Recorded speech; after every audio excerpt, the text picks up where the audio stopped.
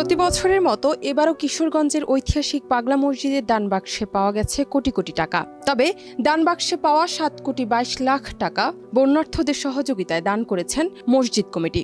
মানবিক বিপর্যয়ের এই পরিস্থিতিতে এমনই এক খবর ভাইরাল হয়েছে সামাজিক যোগাযোগ মাধ্যমে।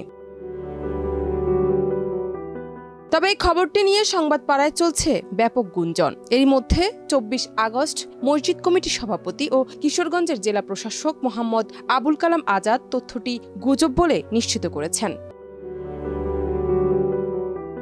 মসজিদ কমিটির সভাপতি বলেন, পাগলা মসজিদ কমিটির কাছে বন্যার্থদের জন্য সাহায্য চেয়ে কেউ আবেদন করেননি। এ বিষয়ে আমাদের কোনো সভা হয়নি। মসজিদটি যেহেতু ওয়াকফকৃত সম্পত্তি, সেহেতু দানের টাকা ব্যয় করতে গেলে সুনির্দিষ্ট প্রক্রিয়ায় ব্যয় করতে হয়।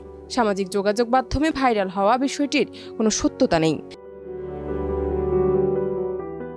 এদিকে বৈষম্য বিরোধী ছাত্র আন্দোলনের 3 সমন্বয়ক নাহিদ ইসলাম, আসিফ মাহমুদ ও সার্জিস আলমের নামের যেসব পেজ থেকে তথ্যটি ভাইরাল হয়, অনুসন্ধান করে দেখা গেছে ওই পেজগুলো ভুয়া। 3 সমন্বয়কের ছবি, ব্যক্তিগত তথ্য ব্যবহার করে এসব পেজ খোলা হয়েছে। জান্নাত নিপু, দেশ রূপান্তর।